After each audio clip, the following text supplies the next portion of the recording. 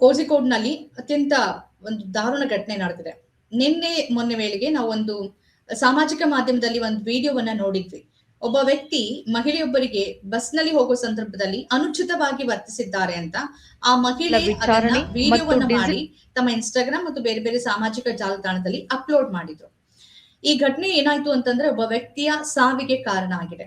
ಯಾವ ವ್ಯಕ್ತಿ ತನಗೆ ಅನುಚಿತವಾಗಿ ತನ್ನ ಜೊತೆ ನಡ್ಕೊಂಡಿದ್ದಾರೆ ಅಂತ ಆ ಮಹಿಳೆ ವಿಡಿಯೋವನ್ನ ಮಾಡಿ ಹಾಕಿದ್ರು, ಆ ವ್ಯಕ್ತಿ ದೀಪಕ್ ಅನ್ನುವ ಸುಮಾರು 40 ವರ್ಷದ ಆಸುಪಾಸಿನ ವಿವಾಹ ವಿಚ್ಛೇದಿತ ವ್ಯಕ್ತಿ ಅವರ ಮನೆಯಲ್ಲಿ ನಿನ್ನೆ ಬೆಳಗ್ಗೆ ಶವವಾಗಿ ಪತ್ತೆಯಾಗಿದ್ದಾರೆ. ಮೂಲಗಳ ಪ್ರಕಾರವಾಗಿ ಅವರು ಸಾಮಾಜಿಕ ಜಾಲತಾಣದಲ್ಲಿ ತಮ್ಮ ಬಗ್ಗೆ ಹರಿದಾಡಿದ್ದ ಸುದ್ದಿ ಮತ್ತು ಬಿತ್ತರವಾದಂತ ವಿಚಾರಗಳನ್ನ ಅರಿತು ಅದರಿಂದ ಮನನೊಂದು ಅವರು ಆತ್ಮಹತ್ಯೆಗೆ ಶರಣಾಗಿದ್ದಾರೆ ಅಂತ ಮಾಹಿತಿಗಳು ಸಿಕ್ಕಿದೆ.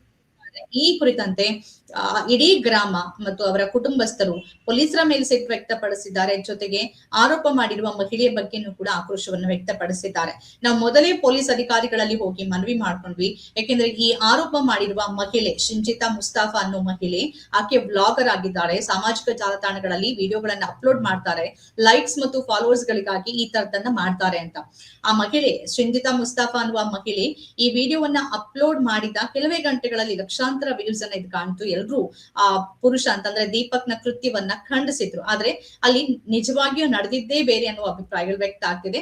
ಬಸ್ ನಲ್ಲಿ ಬಹಳ ಜನ ಇದ್ದ ಸಂದರ್ಭದಲ್ಲಿ ಬೇಕಂತ ಅಲ್ಲ, ಅಂದ್ರೆ ಅನಿರೀಕ್ಷಿತವಾಗಿ ಆ ಕೈ ಟಚ್ ಆಗಿದಿರ್ಬೋದು. ಈ ತರದಾದ ಸಂದರ್ಭದಲ್ಲಿ ಅದನ್ನ ಯಾವುದೋ ಒಂದು ದೌರ್ಜನ್ಯ ಅಂತ ಪರಿಗಣಿಸೋದಕ್ಕೆ ಆಗೋದಿಲ್ಲ ಅಂತ ಕುಟುಂಬಸ್ಥರು ಮತ್ತು ಅಲ್ಲಿನ ನಾಗರಿಕರು, ಇಡೀ ಗ್ರಾಮಸ್ಥರು ಹೇಳ್ತಾ ಇದ್ದಾರೆ. ದೀಪಕ್ ಆ ತರದ ವ್ಯಕ್ತಿ ಅಲ್ಲ, ಯಾವ ಮಹಿಳೆಯರ ಜೊತೆಗೂ ಆತರ ನಡ್ಕೊಳ್ಳುವಂತ ವ್ಯಕ್ತಿನೇ ಅಲ್ಲ. ಆತ ಕಚೇರಿಗೆ ಹೋಗಿ ವಾಪಸ್ ಬರ್ತಾ ಇದ್ದ, ಕೈಯಲ್ಲಿ ಬ್ಯಾಗ್ ಗಳಿತ್ತು. ಈ ಸಂದರ್ಭದಲ್ಲಿ ಸ್ವಲ್ಪ ಬಸ್ ಮೂವ್ ಆದ ಸಂದರ್ಭದಲ್ಲಿ ಆ ಕಡೆ ಈ ಕಡೆ ಆಗಿರ್ಬೋದು. ಇದನ್ನೇ ದೌರ್ಜನ್ಯ ಅಂತ ಹಾಕಿ ಅಥವಾ ಕಿರುಕುಳ ಅಂತ ಹಾಕಿ ಒಂದು ಜೀವ ಹೋಗೋದಕ್ಕೆ ಕಾರಣ ಆಗಿದ್ದಾರೆ ಅಂತ.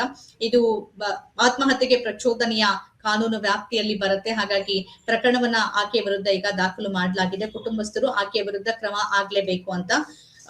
ಒಂದು ಸಾಮಾಜಿಕ ಮಾಧ್ಯಮ ಸೈಬರ್ ಕ್ರೈಮ್ ಅಂತ ಬಂದಾಗ ಇದಕ್ಕೊಂದು ಕಡಿವಾಣ ಬೇಕಿದೆ. ಯಾಕೆಂದ್ರೆ ನಾವು ಇತ್ತೀಚೆಗೆ ಒಂದು ಉಪಯೋಗನೂ ಆಗ್ತಾ ಇದೆ. ಯಾಕೆಂದ್ರೆ ಇತ್ತೀಚೆಗೆ ಕರ್ನಾಟಕದಲ್ಲೇ ನಾವು ನೋಡಿದ್ವಿ ಅಥವಾ ಕೆಲವು ಸಂದರ್ಭದಲ್ಲಿ ನೋಡಿರ್ತೀವಿ, ನಿಜವಾಗಿಯೂ ಕಿರುಕುಳ ಕೊಡೋರನ್ನ, ಅದು ಮೆಟ್ರೋದಲ್ಲಿ ಇರ್ಬೋದು, ಬಸ್ ನಲ್ಲಿ ಇರ್ಬೋದು ಅಥವಾ ಬಸ್ ಸ್ಟ್ಯಾಂಡ್ ನಲ್ಲಿ ಇರ್ಬೋದು, ಸಾರ್ವಜನಿಕ ಸ್ಥಳದಲ್ಲಿ ನಿಜವಾಗಿಯೂ ದೌರ್ಜನ್ಯ ಎಸಗುವ, ಕಿರುಕುಳ ಕೊಡುವ ವ್ಯಕ್ತಿಗಳ ವಿಡಿಯೋಗಳನ್ನ ಮಾಡಿ ಪೊಲೀಸರನ್ನ ಟ್ಯಾಗ್ ಮಾಡಿ ಹಲವಾರು ಮಹಿಳೆಯರು, ಯುವತಿಯರು ವಿಡಿಯೋಗಳನ್ನ ಪೋಸ್ಟ್ ಮಾಡಿದ್ದಾರೆ, ಫೋಟೋ ಪೋಸ್ಟ್ ಮಾಡಿದ್ದಾರೆ. ಅದರ ಪ್ರಕಾರವಾಗಿ ಕ್ರಮ ಆಗಿದೆ. ಈ ತರದ ಜೆನ್ಯೂನ್ ಕೇಸಸ್ ಕೂಡ ಇರುತ್ತೆ. ಇನ್ನೊಂದು ಕಡೆಯಲ್ಲಿ ಬೇಕಂತಲೇ, ಅಂದ್ರೆ ಲೈಕ್ಸ್, ಫಾಲೋವರ್ಸ್ ಅಥವಾ ತಮಗೇನೋ ಒಂದು ಕಂಟೆಂಟ್ ಬೇಕು ಅನ್ನೋ ಕಾರಣಕ್ಕಾಗಿ ಈ ತರ ಮಾಡೋದು ಕೂಡ ಇದೆ. ಅದರ ವಿರುದ್ಧ ಕ್ರಮ ಆಗ್ಬೇಕಿದೆ. ಪುರುಷರ ವಿರುದ್ಧ ಈ ತರದಲ್ಲಿ, ಅಂದ್ರೆ ಸುಳ್ಳು ಪ್ರಕರಣವನ್ನ ದಾಖಲು ಮಾಡುವುದು ಅಥವಾ ಅವರ ಮಾನಹಾನಿ ಮಾಡುವುದು, ಸಾಮಾಜಿಕ ಜಾಲತಾಣಗಳಲ್ಲಿ ಅವರ ಫೋಟೋ ವಿಡಿಯೋಗಳನ್ನ ಅಪ್ಲೋಡ್ ಮಾಡಿ ಅವರ ಮಾನಹಾನಿಯನ್ನು ಮಾಡೋ ಹಾಗೆ ಇಲ್ಲ. ಇದು ಸಂವಿಧಾನದ ಮೂಲಭೂತ ಹಕ್ಕುಗಳ ಉಲ್ಲಂಘನೆ ಕೂಡ ಆಗತ್ತೆ. ಹಾಗಾಗಿ ಅವರ ವಿರುದ್ಧನೂ ಕ್ರಮ ಆಗಬೇಕಿದೆ. ಪ್ರಮುಖವಾಗಿ ಈ ತರದ ವಿಚಾರಗಳಲ್ಲಿ ಒಂದು ಸ್ಪಷ್ಟವಾದ ಐಟಿ ಇರ್ಬೋದು, ಐಟಿ ಕಾಯ್ದೆ ಇರ್ಬೋದು, ಇರುವ ಕಾಯ್ದೆಗಳಲ್ಲಿ ಈ ತರದ ಪ್ರಕರಣಗಳಿಗೆ ಬೇಕಿದೆ. ಯಾವುದನ್ನೋ ವಿಡಿಯೋ ಮಾಡಿ ಸಾಮಾಜಿಕ ಜಾಲತಾಣಗಳಲ್ಲಿ ಅಪ್ಲೋಡ್ ಮಾಡಿ ಅದು ಈ ತರ ಒಬ್ಬ ವ್ಯಕ್ತಿಯ ಆತ್ಮಹತ್ಯೆಗೆ ಪ್ರಚೋದನೆ ನೀಡಿ ಒಂದ್ ಸಾವಾಗತ್ತೆ ಅಂತಂದ್ರೆ ಅದಕ್ಕೆ ಯಾರು ಹೊಣೆ? ಈಗ ಆ ಮಹಿಳೆ ಯಾವ ಉದ್ದೇಶದಿಂದ ಮಾಡಿದ್ರು ಅನ್ನೋ ತನಿಖೆ ಆಗ್ಬೇಕಾದ್ ಬೇರೆ ವಿಚಾರ. ಒಂದು ವೇಳೆ ಮಹಿಳೆ ಇದೇ ಕಾರಣಕ್ಕೆ ಮಾಡಿದ್ದೆ ಆದ್ರೆ ಈಗ ಆಗಿರುವ ಅನಾಹುತಕ್ಕೆ ಯಾರನ್ನಾದ್ರೂ ಹೊಣೆಗಾರನ ಆಗಿಸ್ಬೇಕಲ್ಲ. ಮಹಿಳೆ ಈಗ ಶಿಂಜಿತಾ ಮುಸ್ತಾಫಾ ಅನ್ನೋ ಮಹಿಳೆ ಅದನ್ನ ಇಲ್ಲ, ನನಗೆ ಆತರ ಅನ್ನಿಸ್ತು ಅಂತ ಆಕೆ ಅದನ್ನ ಹೇಳಿ ತಪ್ಪಿಸ್ಕೊಳ್ಳೋದಕ್ಕೂ ಕೂಡ ಆಗೋದಿಲ್ಲ. ಸ್ಪಷ್ಟವಾದ ತನಿಖೆ ಆಗ್ಬೇಕಿದೆ. ಆದ್ರೆ ಇದೊಂದು ಎಚ್ಚರಿಕೆ. ಯಾವುದೇ ವ್ಯಕ್ತಿಗಳು ಸರಿಯಾದ ರೀತಿಯಲ್ಲಿ ಇದನ್ನ ಪರಿಶೀಲನೆಗೆ ಒಳಪಡಿಸ್ಬೇಕು. ಅದನ್ನ ನೋಡಿ ಕಮೆಂಟ್ ಮಾಡೋರು ಇರ್ಬೋದು ಅಥವಾ ಅದನ್ನ ಅರ್ಥೈಸ್ಕೊಳ್ಳೋರು ಇರ್ಬೋದು. ಯಾರು ಯಾವ ಉದ್ದೇಶದಿಂದ ಹಾಕಿದ್ದಾರೆ ಅನ್ನೋದನ್ನು ಕೂಡ ಅರ್ಥ ಮಾಡ್ಕೊಳ್ಬೇಕಾಗತ್ತೆ. ಯಾವುದೋ ಒಬ್ಬ ವ್ಯಕ್ತಿಯ ಮಾನವನ್ನ ಹರಾಜು ಮಾಡುವ ಅಥವಾ ಪ್ರಾಣವನ್ನ ಆ ಮುಖಾಂತರವಾಗಿ ತಗೊಳ್ಳುವಂತ ಅಧಿಕಾರ ಇಲ್ಲ. ಅದನ್ನ ಈ ಮಹಿಳೆ ಮಾಡಿದ್ದಾರೆ ಅನ್ನೋ ಆರೋಪ ಕೇಳಿ ಬರ್ತಾ ಇದೆ. ಈಗ ಆ ಮಹಿಳೆ ಹರಿಬಿಟ್ಟಿರುವಂತ ವಿಡಿಯೋ ಮತ್ತು ನಿಜವಾಗಿಯೂ ಏನಾಗಿದೆ ಈ ಕುರಿತಂತೆ ಪೊಲೀಸರು ತನಿಖೆಯನ್ನ ನಡೆಸ್ತಾ ಇದ್ದಾರೆ. ಆದ್ರೆ ಒಂದು ಜೀವ ಅಂತೂ ಹೊರಟು ಹೋಗಿದೆ.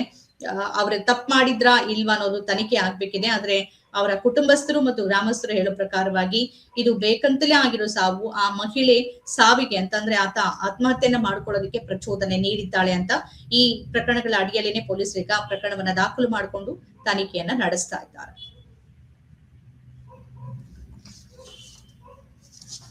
ಇವಿಷ್ಟು ಕೂಡ ಇವತ್ತಿನ ದಿನ ಸಮಾಚಾರದ ಪ್ರಮುಖ ವಿಚಾರಗಳಾಗಿತ್ತು. ಈ ತರದ ಬೇರೆ ಬೇರೆ ಕಾರ್ಯಕ್ರಮಗಳನ್ನ ನೀವು ನಮ್ಮನ್ನ ನೋಡ್ಬೇಕು ಅಂತಂದ್ರೆ ನಮ್ಮ ಚಾನೆಲ್ ಅನ್ನ ಈಗಲೇ ಸಬ್ಸ್ಕ್ರೈಬ್ ಮಾಡಿ, ನಮ್ಮೆಲ್ಲ ಕಾರ್ಯಕ್ರಮಗಳನ್ನ ಲೈಕ್ ಮಾಡಿ ಮತ್ತು ಶೇರ್ ಮಾಡಿ. ನಮಸ್ಕಾರ.